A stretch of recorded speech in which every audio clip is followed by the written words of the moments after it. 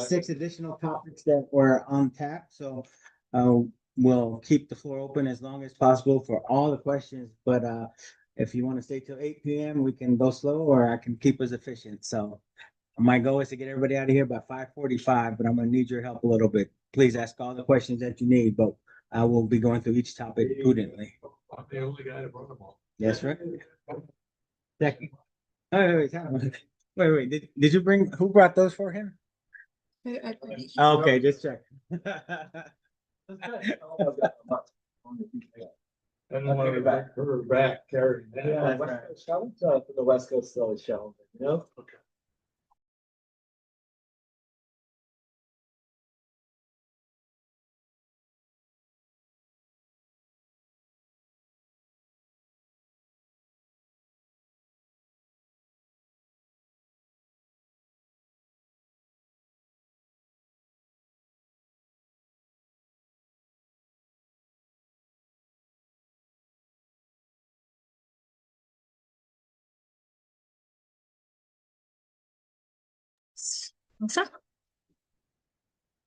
All right, I call to orders the counties of Warren and Washington Industrial Development Agency meeting on July 21st, 2025 at 4 p.m.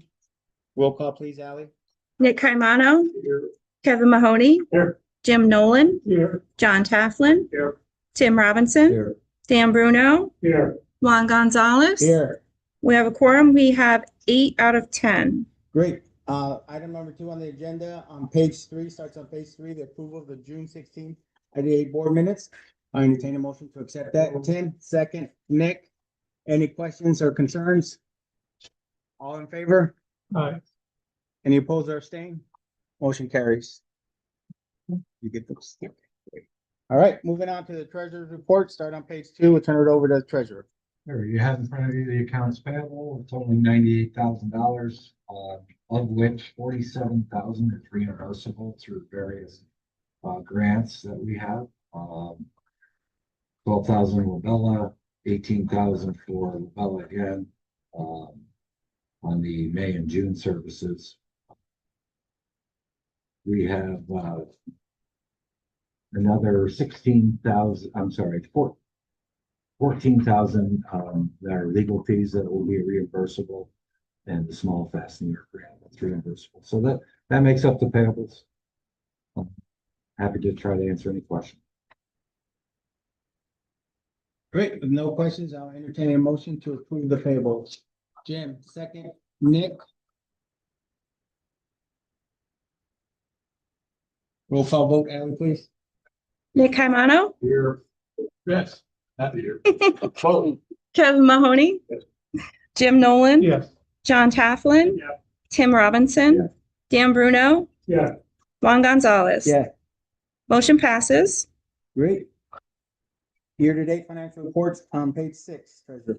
Sure, you have in front of you the balance sheet. I'll start with first. It's still in a very good, strong cash position. With $2 million in the money market and 4% approximately. That's rough. And very minimal current liabilities and a strong net worth. So that's the balance sheet in a nutshell. It's still very strong. Liabilities haven't changed. If anything, our equity is going up based on our net income going up. And then on the income statement, I want to point out the project fees that are new in comparison to through June 30th of 2024. They're up 164,000. That's thanks of our staff, hard work, making new inroads and addressing new development, new projects. So kudos to them for that. You couple that 185,000 with lease revenue and some interest income. We're spending off 412,000 in income, and our expenses are on the following page. A lot of which are reimbursable, which will adjust out during the end. But as of right now, we're showing net income of 352 as of June 30th, 2025. We have to answer any questions on those. Wait, with no questions, I'll entertain a motion to accept the year-to-date financial reports. Jim, second. Dan. Roll call vote, Ally, with knowing that now Jenny Sullivan, board member, has joined us. Thank you. I was just gonna say for the record, Jenny Sullivan is here. Jenny Sullivan, Yes. Nick Caimano, Yes. Kevin Mahoney, Jim Nolan, Yes. John Tafflin, Yes. Tim Robinson, Yes. Dan Bruno, Yes. Ron Gonzalez. Yes. Motion passes.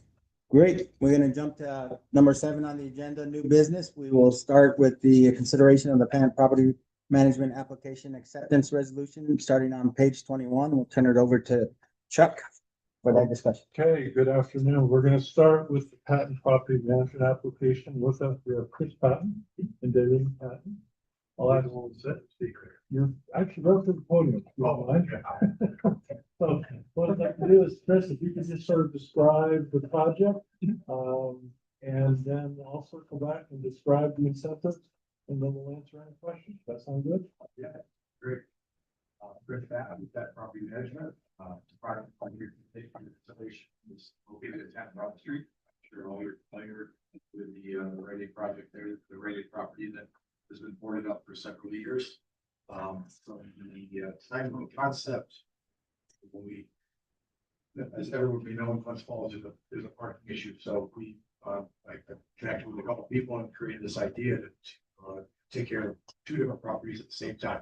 4656 South, which, but before the IDA board was granted some relief, which was very nice for them, for Glens Falls. And then this one obviously doesn't qualify for Glens Falls IDA program because no commercial space.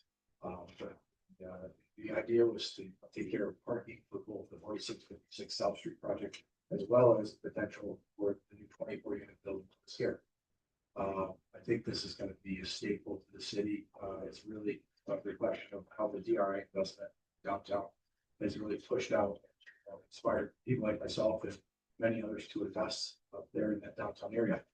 I think there's over $40 million in construction going on in South Street. So I think we're going to see a major change. And we all know it's not a really big tourist type city, but it's going to draw a lot of new investment and it's going to be a nice place to hang. So in the 4656 South, we have 2 new restaurants. So this building is close proximity, walking distance to several restaurants now, bus stops, all kinds of stuff. So I had interest in people that are looking to actually move to the building already. So the reason for seeking a little bit of relief with you guys actually is because we had some overruns. We try to build our budgets in-house, and we do work with and Trustco and all these people, but we try to build our budgets in-house. We don't have a huge project managerial team. It's myself, my mother, my father. It's a very small family business, and we've been pretty successful in building budgets for projects of this size. However, this one, for whatever reason, would be at the tariffs or just the time frame. We've seen some of our budgets not only meet our actual costs from our subcontractors, but also exceed that. So, and this is our first real large project with a huge steel package, building a apartment garage, which is not a typical construction for us. So we had some overruns. There's been some dates that have extended a little bit further than what we had originally anticipated, from the original concept to from building planning board approval and then to building permit. It's it's quite a long time. So we had our budgets pretty well sound, and I think just for whatever reason costs have gone up, and that's the reason for being here today. So I think it's gonna be a great project. I think it's gonna change the likes of South Street. It's gonna be a staple, and it's gonna really be a beautiful building. You've all seen the project that submitted, but yeah, it's gonna be a game changer. So Chris, if I could, this is a $6 million project for 24 units. And just for the full group to be aware of, normally they deal with Glens Falls and another project. That project was, what was the cost of that project? 4.5 million. Okay, right across from the new facility the town just had a ribbon cutting. And that's a mixed use. And so this project is 100% housing. So the Glens Falls IDA referred Chris to us because, as you know, our UTEP permits 100% housing. The few other things to add before questions for Chris. As far as the incentives, let me read them off real quick. There's There's three incentives. First, the property tax incentive reform of the pilot. Qualified for the pilot and WWIDA uniform tax exempt policy. Pilot payments will be made for a total of 10 years with 50% exemption of real property taxes and value improvements for year 1 and 5% annual increase for year 2 to 10 after construction is completed. This totals an estimated $878,919. The payments over 10 years versus an estimated $1,212,302 without the investment incentives. The estimated property tax benefit is $333,382 over 10 years. The second proposed incentive is state and county sales tax abatement, 27% based on rounding $2.6 million in purchases subject sales tax. The estimated benefit is $180,477. Third proposed benefit is mortgage tax abatement of 1% for the estimated mortgage loan of rounding 4.6 million. The estimated mortgage benefit tax benefit is $46,090. The proposed total gross investment incentive is an estimated $559,951 before fees. The IDA administrative fee is $54,401 for servicing the incentives, including tender pilot. The estimated legal fee is $15,000. The estimated total net investment incentive is $490,549. This is 8% of total project costs. As far as benefits, there are 4 of them cited. First, create 24 new 1 and 2 bedroom housing units to support the community's growing demand for housing, especially for employees of local businesses in response to regional housing shortage, which is identified by Warren County in the Housing Sector 2023, which the IDA is part of. And also, there's a task force that we're part of. Part of our reason for being task force is exactly why we're here today in helping private investment housing. Second benefit is generating an estimated 120 plus construction jobs valued over 2.5 million. Generate construction materials sales with an estimated value exceeding $2.3 million with 95% sourced in New York State. And then 4 complements the downtown revitalization in Michigan, sorry. And as a reminder, this is an acceptance of the application. We will have public hearing them. If everything goes forward in a good way, we will then be back on for consideration. So with that, I'll open the floor for any questions for Chris or myself. I'll just make one comment about South Street, the great job you've done there. Looks tremendous. You know, whatever addition to South Street changes is good. And I'm sure there's one will be. Yeah. Looking forward to new construction. Just a question. Sure. Parking is limited to those people who live there, or? So there are 56 parking spaces. Right now, we have under construction 20 units at the building at 4656 South. And there will be 24 apartments here, total 44. We have 56, about 12 over. Whether we give them to some of the commercial spaces there at 4656 South as priority, or if we have people that have multiple vehicles, not really positive how that's going to play out. You have to put it, at a minimum, one space per apartment dedicated in the garage. And then we're going to figure out what we're going to. But we have a lot of need of parking over that area, especially on Saturdays. Oh, yeah. The city, taking away that other spot, Yeah. It's definitely getting tighter. So that's a part of the reason why we weren't going to buy the 4656 out before we considered developing this. Unless the whole thing is was For put together. the people who get the apartments are first That's come, first served. Yes. Any other questions? Oh, please. Okay. All right, with no further questions, I will, give me a second to get through the resolution. I will entertain a motion to accept the resolution accepting an application for financial assistance submitted by Panton Property Management LLC, the company, relating to a 16,562 plus or minus square foot facility consisting of apartments and parking garage, authorizing a public hearing with respect to the project and describing the financial assistance being contemplated by the agency with respect to the project. John, second. Dan. Roll call vote, please, Ally. Jenny Sullivan. Yes. Nick Caimano, Yes. Kevin Mahoney. Yes. Jim Nolan, Yes. John Tafflin, Yes. Tim Robinson, Dan Bruno, Yes. Juan Gonzalez. Yes. Motion passes. Motion passed. Step one complete. Step will be. Thank you, everyone. That's good. A nice sticker, nice financial for those. Here. And so. Thank you. Thank you. All right, moving on, we'll move to item number 2 in new business, consideration of aviation hospitality application acceptance resolution, starting on page 60 of your read ahead. I'll turn it over to Chuck. Okay, so this is a $3.5 million expansion of the Home 2 Hotel project that everything which we originally supported.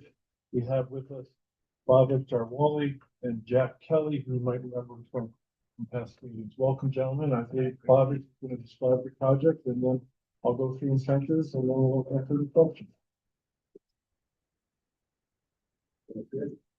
Thank you, and I want to start off by thanking the IDA staff. I know Chuck was on vacation for a bit, and appreciate pushing this along to be able to today. So I get that. My name is Bhavik Jarwala from Matrix Hotels.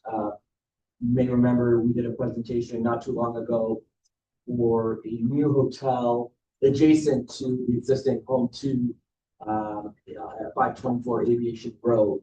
You know, as we were finalizing design, we kind of really deep into the civil engineering side of things, where we really saw an opportunity to expand the existing hotel as well. And to give you a little bit of background, we had acquired Sleep Inn back in 2011.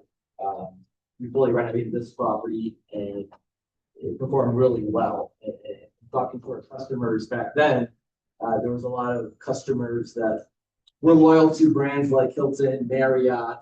There were no choices in the area. So we had a lot of these customers that ended up in Saratoga County or Lake George. So, you know, we saw the need for more lodging, more upscale lodging accommodations in the Queensbury area. And, you know, as we were looking to develop the Home 2, there was 2 other groups also looking to do hotels. And, you know, when you see a lot of inventory coming into a market, you know, just kind of tread the water a little more cautiously. But, you know, originally the prototype for the Home 2 suites is actually 108 rooms. And we ended up doing 92 rooms because we just didn't know how 2 other hotels coming online in the same time frame, you know, how they would stabilize. We actually oversized our lobby, oversized our fitness room, all of our public areas are to accommodate the 108 rooms. And what we're looking to do is expand our 92 room project by adding 16 rooms to the 108 rooms. And by doing this, it's a very seamless addition. The staffing model doesn't change too much. We're basically utilizing the existing infrastructure that the building already has. And after this is done, we're really fully developing this whole area that used to be a Hojo's. You know, the diner came first, the hotel came second. You know, we're proposing another hotel next to it. And by doing this, you know, there's substantial property taxes that come into play here. So, you know, what we're looking to do is 16 rooms and doing it in the same time frame as the new hotel we're proposing. There's some cost savings there as well from a planning standpoint. And, you know, we feel like Queensbury and the greater Lake George area is certainly an emerging market for tourism. I think many of you have probably heard that the pandemic has probably helped the area a little bit from the tourist standpoint, just due to being, you know, a drive-to destination market to, you know, Boston, New York City, Montreal. So we're very, you know, bullish on the continuous growth for lodging in Queensbury. Okay, great. And you've also been very proactive with Queensbury. I know you met with the supervisor on the X18 hospitality project for the, Exit 19 lodging. And you also been working with the planning firm on both projects. Yes, we received full site plan approval on both projects just a few weeks ago. And just looking back when we acquired the Sleep Inn, which we sold since, Route 9 had a lot of empty parcels or parcels that needed to be redeveloped. And I think it's amazing to see what has happened in the last, 5 to 10 years up and down that corridor. And we believe exit 19 is really the main gateway that has the capacity for, additional lodging and amenities that are convenient for our guests. We get a lot of customers that want to go to Lake George, but they don't necessarily love the dining amenities up there or the ability to go in and out of the park. A lot of families like the branded restaurants, and that's what their kids, even though chicken tenders usually taste the same everywhere. People like the brands that they're used to. So Queensbury pulls a lot of that business from guests that actually want to be in Lake George, and the amount of corporate demand that we've seen over the last 5 to 10 years has also been tremendous. So it's a great market that has a great mix of demand generators. There's a little bit of everything, from SUNY's expansion to the hospital, to tourism, sports teams, even some military related business. So we've seen it's just become a very well diversified market. We're happy to continue investing in the area. Okay, thank you. So let me go through the three. I'll get you Nick in a second. Sorry, Go third ahead. question. We'll wait. Go ahead, I'll get to the incentives. No, go ahead. Just as a reminder, this is a acceptance of the application, so we'll be back at it in a month from now. Let me tell you what the draft proposed incentives are. There are three of them in this application. First, property tax incentives for a pilot based on a 485B formula. Project sees 50% estimated at $15,069. $15,069 in year one. The payment percentage increased by 5% each year, reaching 95% in year 10 at $28,630. The estimated total pilot benefit over 10 years is $82,877. The second proposed incentive state county sales tax abatement totaling 7% based on rounding $1.5 million purchase subject to sales tax. The estimated sales tax benefit is $105,158. And the third proposed incentive mortgage tax abatement of 1% from estimated financing loan and rounding $3.5 million. The estimated mortgage tax benefit is $35,228. The proposed total gross investment incentives is estimated at $223,262 before fees. The IDA administrative fees estimated at $31,705. Which includes handling pilot payments over 10 years. The estimated legal fee is $15,000. The estimated total net investment incentive, $176,557. As far as benefits to the community, we've identified 8. First, support the regional tourism industry by providing much needed suite hotel rooms in the Warren County region. Generate an estimated 80 local construction jobs valued over $1.5 million. Generate construction material sales at estimated value of over $1.5 million, with 50% sourced from Warren County, 90% sourced from New York State. Create an estimated 2 full-time equivalents, estimated total wages, benefits of $800,000 over 10 years. Generate additional non-local visitor spending of $3.3 million over 10 years. 6, generate additional sales occupancy taxes at $700,000 over 10 years. 7, generate pilot payments over 10 years estimated at $218,000. And finally, the community cost benefit ratio, looking at the cost of the incentive versus the benefits to the community over 10 years, the 1:26 ratio, obviously a very strong ratio, and that's even with conservative factoring of benefits.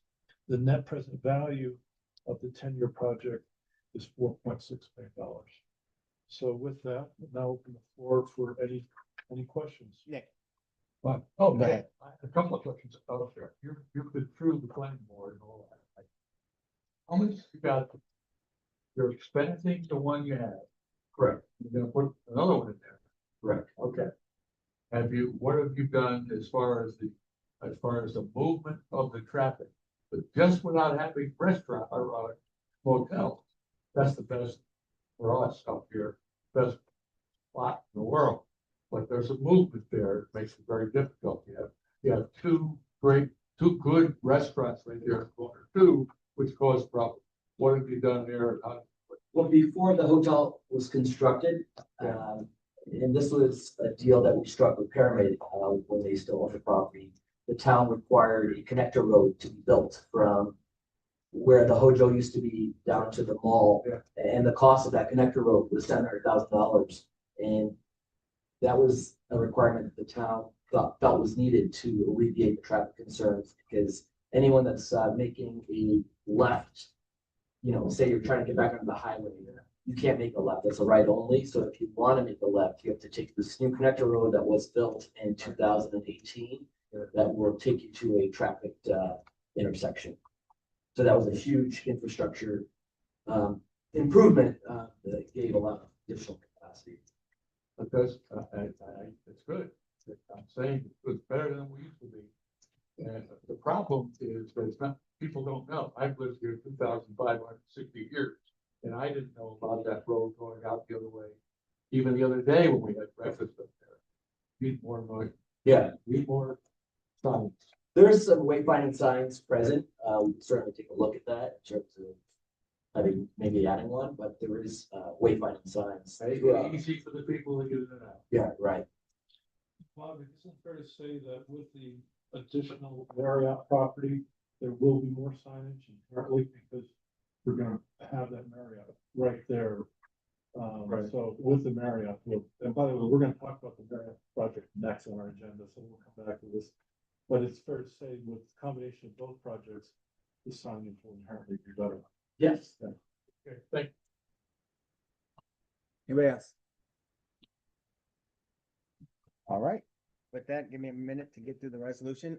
I will entertain a motion to accept the resolution accepting an application for financial assistance submitted by Aviation Hospitality LLC, the company, relating to a 2,200 square foot addition, authorizing a public hearing with respect to the project, and describing the financial assistance being contemplated by the agency with respect to the project. Nick, second. John? Roll call vote, please, Ally. Jenny Sullivan, Nick Caimano, Yes. Kevin Mahoney, Jim Nolan, Yes. John Tofflin, Tim Robinson, Yes. Dan Bruno, Yeah. Juan Gonzalez. Yeah. Motion passes. Motion carried. Thank you. I think Chuck wanted to talk about an exit 19 lodging update. Yeah, before you leave the podium, about it, you're not taxing, this is FYI, there's no board activity. If you go into your agenda, you see ongoing business exit 19 lodging. So just as a reminder, we accepted this application. This is a $20 million construction of Town Place Suites by Marriott, the property right next door to the Home2 property. Both hotels are owned and operated by the LLCs plural, managed by Bavick. The application was accepted by the board on December 16, 2024. Public hearing for both projects will be on August 18th at 3 p.m. One at 3 p.m. and one at 3:30. That will be just before our board meeting at 4 o'clock. If everything is in good order, then we'll present them as final approval to the board. These two projects to the board on August 18th. So that's just an FYI. We'll have opportunity for more questions after next meeting, but if there are any quick questions now, while Bob and I are here, happy to field any questions on Marriott. If not, that's okay. By the way, we have not yet issued the finding statements in draft form. It's going to be finalized tomorrow. We'll be having that go out to the board shortly. So I think everything's in good order, unless there are, of course, any questions. Okay. Thank you so much. We appreciate it. Thank you very much. Next. Bob. Maybe we should have our meeting there, but All right, moving on to native development new tenant discussion, page 121 of your read ahead. Turn it over to Chuck. Okay, I think everyone's aware, we approved project with Native Development back in November 2023 to build a 25,000 square foot building after the industrial park at 26 Days Drive. Since then, the tenant that was supposed to move into the facility decided not to. So we have here a representative both from Native Development, talk about what happened there, and then talk about the proposed new tenants, Capital Region Company. And we have Zach Pence And I believe Steve Springer is going to talk about data development. So with that, please. Hi, I'm Steve Springer. I'm managing partner of Data Development Associates at Exit 18. You guys are familiar with a couple of the things we've done. And just kind of review what happened. We had done a deal with specialty sales company, which was in the home care business. And they also, at the same time, were involved in a program in Wisconsin, putting in a new facility. And that one didn't go very well, for one thing. But apparently, this company was owned by venture capitalists, and the people that were their salespeople apparently didn't get the numbers that they were expecting to get in this region before they moved this way. So suddenly we were dealing with a new cast of characters because the sales manager and that sort of thing had actually changed. So the company then contacted us and said, well, we're not sure we're going to move there right now, but what we would like to, not occupy the premises. We said, well, there's a lot of things that went by in the meantime, as far as incentives and that sort of thing. So we said, well, we would need to find a qualified, person for that space. It made sense for us. It made sense for the whole deal. So at that time, prior to that, about 2 years ago, we'd actually met these fellows in their company in the cannabis business, and they were looking to expand into the space that actually was occupied by NAPSI in the main plant. And what happened then was New York State went through one of their reorganizations, and these guys said, well, we just can't make a decision on that space right now until New York gets their act closer to something that the business people could deal with. And so, they went away. We said, well, listen, sometime keep us in mind if something comes up, we're still in do business. So as time went on, anyway, we ended up with Specialty Sales, who is still the leading hoof care supplier in the country. So we are trying to work a deal with these guys because we want them to come back. They had, we put up a purpose-built facility. It was a beautiful facility. They were going to only employ 10 people. Well, in the meantime, we got back in contact with these guys to see what the status of their business was. And they were, looking for a new space. New York State has come on in their industry. So they were excited about revisiting an opportunity in our area. So the advantage we have is on this project, we had some good incentives for new businesses. These guys are a fairly new business. And those, especially in the pilot program, we passed all of those savings on to these guys to help them be successful and to bring their business up to Warren County. And the 40 jobs that they proposed in this facility. So we think we've gone from a project of 10 jobs to a project of 40 jobs.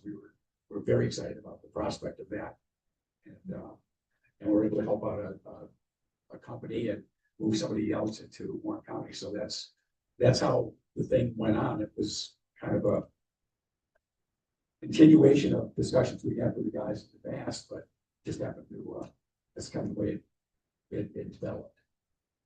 So. Okay, great. Maybe Zach can kind of describe the company and Sure. That would be super. Thank you. Yeah, my name's Zach Pence. I represent Capital Region Co. We're a processing facility currently in Schuylerville. We're about a 4,000 square foot facility. We've been operating there since beginning of last year. And we're entirely in need of space. We've used Connex containers, various things. We're bursting at the seams. So like Steve said, we've been looking for a space, and that space came up again. It was great in terms of our business. The last year we've ramped up sales extremely well to a point where, like I said, we're in dire space. Right now we have about 15 employees at the Schuylerville location. We're looking to bring on another 40 full-time employees into the area in terms of packaging, manufacturing, flower production, pre-roll production. We have state approval. We also got planning board approval, and we're also in the works of see this location. For us, it makes sense. It's a great location for us. Questions? So Zach, if I could, one thing that's important to us is, the viability of the company, and I think you can talk, I put this in my memo, that you are selling to over 200 dispensaries. Maybe talk a little bit about how your business is doing versus competition. Sure, yeah, in the New York State market, I think there's retailers, there's about 360 retailers currently. We're in about 200 of those currently. According to the statistics, we're the top 10 brand in the state. And we're only capturing 30% of the market, in terms of the flower pre-roll market. For us, if we can expand further into different product lines, the growth is significant. Like I said, we're averaging about $2 million revenue monthly right now, just capturing 33% of the market. So, it's grown month over month.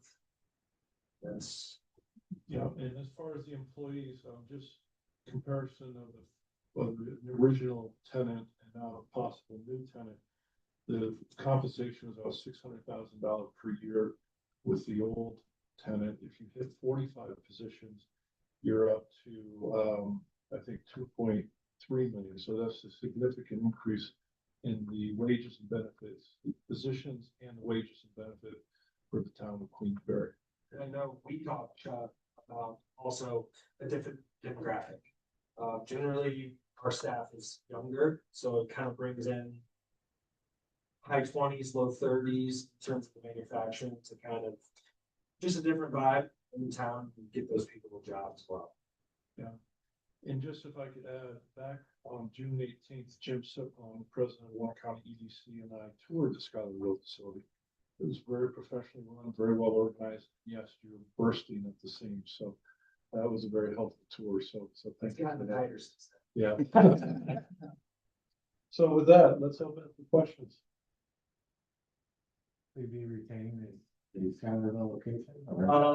For about 6 months. Okay, and then everybody will transition to Warren County. Yep. So all 54 jobs.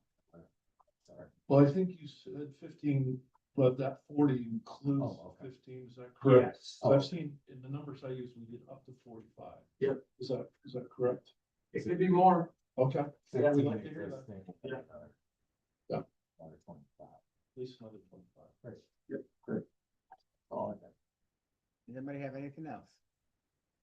All right, with that, I will entertain a motion to accept the resolution approving sublease of project facility from Native Development Associates LLC to Capital Region Company Incorporated. Dan, second. Tim. Roll call vote, please, Ally. Jenny Sullivan. Nick Caimano. Yes. Kevin Mahoney. Yes. Jim Nolan. Yes. John Tafflin. Yes. Tim Robinson. Yes. Dan Bruno. Yes. Juan Gonzalez. Yes. Motion passes. Congratulations, gentlemen. Thank you very much. Thank you. We're on vacation, but this has got to be the biggest thing we've done. It was a busy vacation. Yes, right. I see your red face. Thank you all. Yes. So you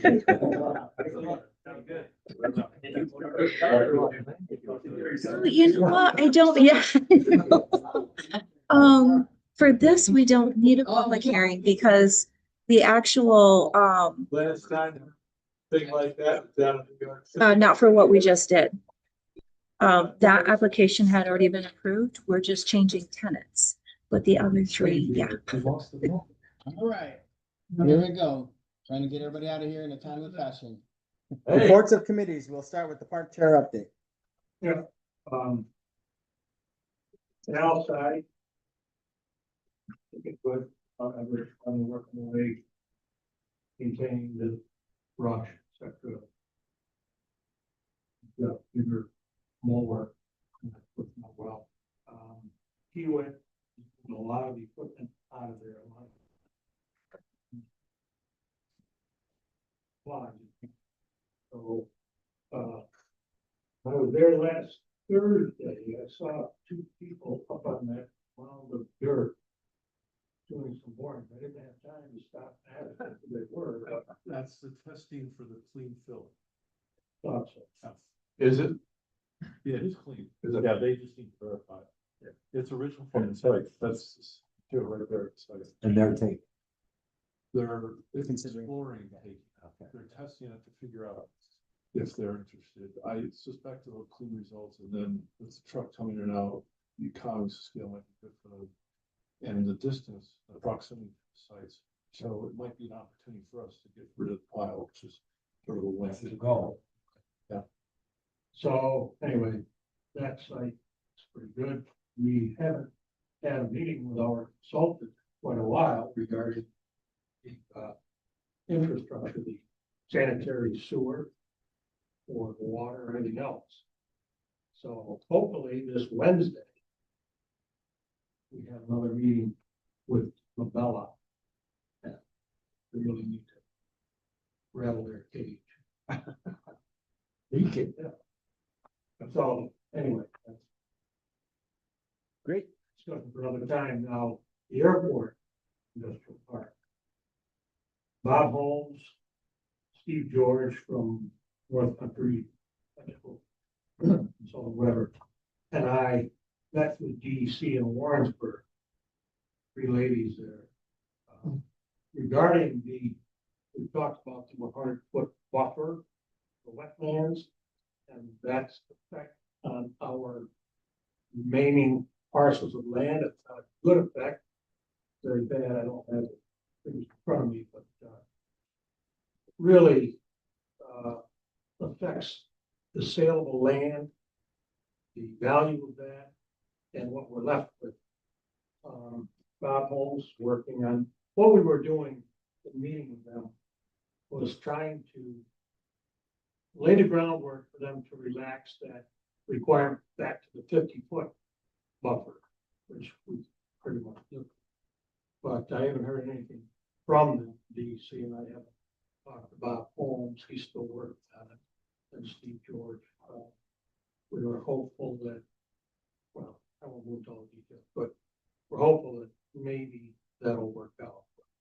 We'll see. Great.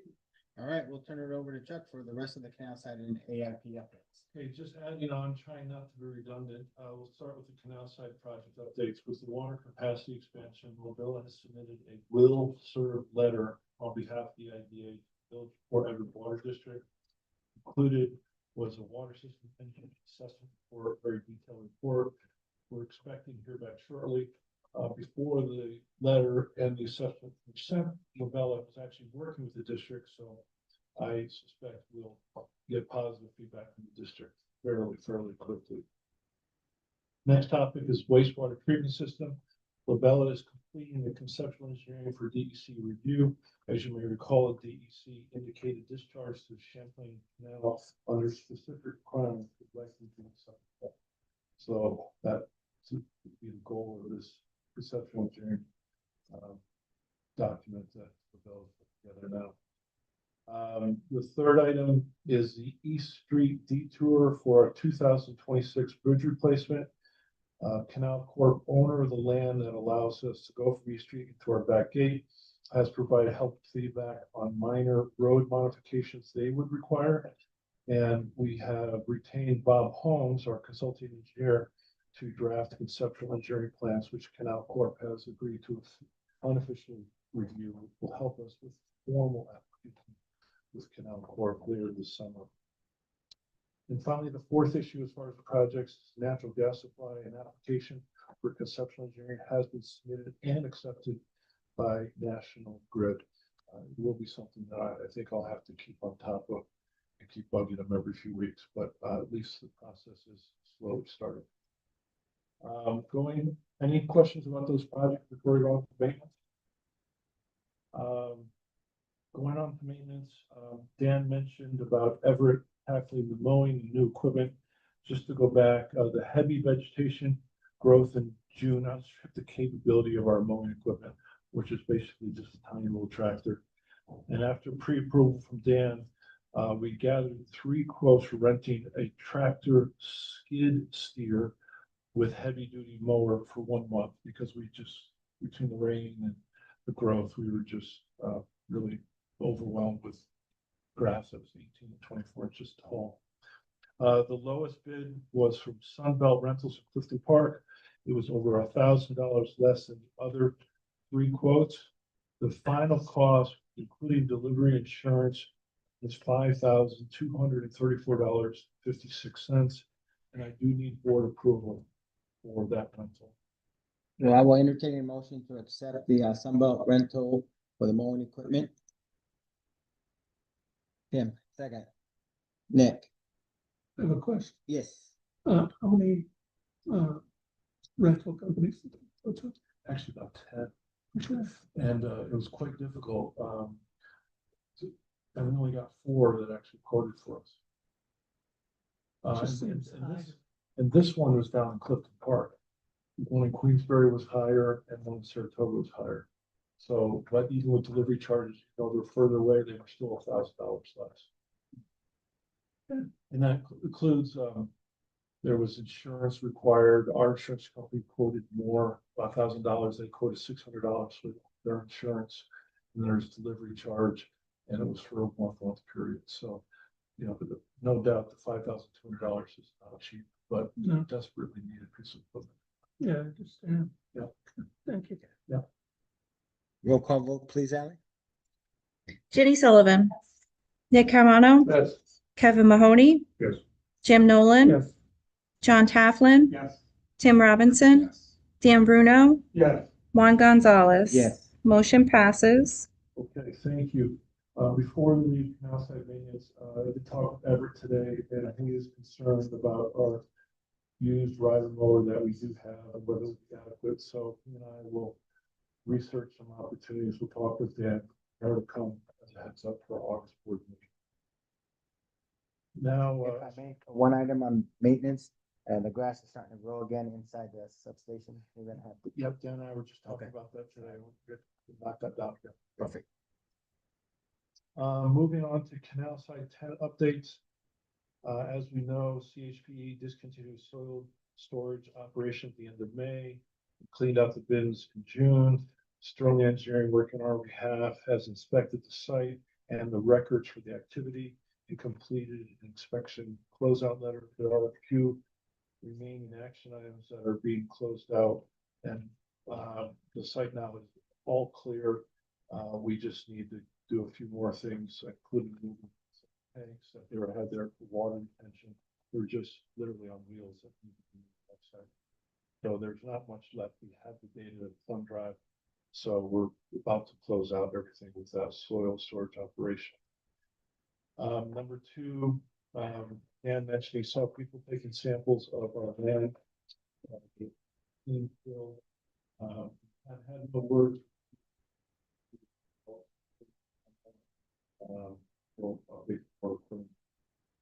Finally, Berkshire Hathaway Blake Realty continues to generate interest in the site.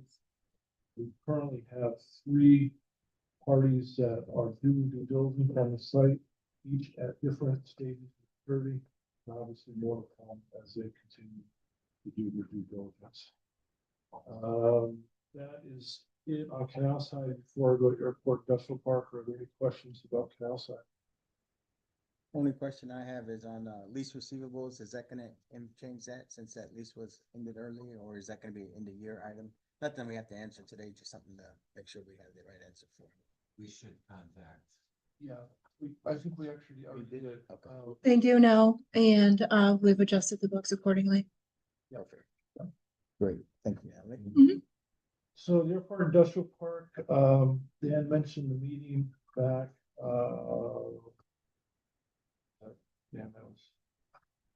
and that was, so I won't be redundant to that. I will say that Berkshire Hathaway Blake Realty has a party interested in purchasing the site, but is waiting results of the EC wetland issue to be clarified. And finally, in your package on page 13, you saw a letter of intent Glenfalt Rotary for the 20 acres that are heavily impacted by wetlands. Rotary is exploring a tree farm and wildlife education center. Kara has made the observation that LOI may not be necessary, so we'll have further discussion with Rotary. Get back to you. We'll have a party. And as a reminder, the appraisal value of that 20 acres is only $7,600 because it's so heavily impacted by wetlands. So we're looking for a win-win here, and much more to come. I don't care if any comments on it. So that's it on the airport industrial park from this year. And no interest on the final piece, part of airport industrial park 1. Yeah, you know, what's going on with that site is we'll have the lake. Lake, WL Lake, WL Lake Corporation. yes. And they have some environmental issues going on at the site. The DEC is investigating, and that's nearby our site. So, Rotary was aware of that, and we suggested to Rotary, they said to us they were concerned about waiting for the results of that testing. So we said, well, let's just make it easier and we can focus on the 20 acres. And later, after DEC is done with the lake company, we can circle back to that problem. So right now, we do not have any specific interest buyer in that land, and we do need to wait for the issue. Good. All right, does anybody have anything on canal side or airport industrial park? One last chance. All right, moving on to ongoing business, social media intern, Natalie, please. So Chuck and I were able to interview a couple of people to take Alice Fox's place as social media intern, and we did offer the position to Nicole Rodriguez, and Nicole has accepted. She's a native from Brazil, but she did graduate from Queensbury High School and SUNY Adirondack. She's currently going to college to continue her degree in marketing at University of Central Florida. But she still has ties to the area, and she's due to start on August 4th. Good. For a whole year, just like we did with Alice Fox. All right, and as you see on the agenda, we already talked about the exit 19 lodging update. Is there any additional ongoing business that we need to discuss? All right, moving on to new business. Top three has already been complete. The Fowler Square sales tax exemption reinstatement is not ready yet, so we are gonna skip on that. Is there any other new business that needs to be discussed? All right, with none, we'll move it over to the staff reports, starting with the CEO. Okay, so looking at activity from June 17th to July 21st, back on the 16th, after the board meeting approving ADK Techs as our new managed service provider, Ally and I met with the group online, and we'll be doing an onboarding kickoff meeting to start the transition August 1st. Back also on the same day, June 17th, met with a Washington County brewing company that is looking to expand. They're in early stage, more to come on that. On the 18th, met with Johnsburg Supervisor Kevin Bean and Jim Siplon to discuss economic development activity up in North Creek. Also on the 18th, toured the Capital Region Company facility in Charlottesville that we just talked about earlier. Then on June 20th, toured Canal Side with the Washington County Agricultural Business people exploring food shipments to New York City via canal. Included in that was a tour with Sue Clary, supervisor of Salem. This group is now talking to Canal Corp to talk about availability of the wharf for movement. They have a lot of moving parts here, so they're doing their due diligence now to figure out if there's a business opportunity there. Then on June 23rd, met with a New Jersey-based investor and Johnsburg House Supervisor Kevin Bean to discuss investment opportunities in North Creek, including the distillery, which they have now gone to the North Creek Planning Board with approval. The project is relatively small because they're buying existing buildings and just retrofitting buildings. I don't think they're going to be applicant, but they do have other things that are considering, so there might be an applicant for something different in the future. And then on June 24th, I attended Queensbury Planning Board meeting to observe native development Capital Region Company and their application. And as you heard, that planning board approved their application.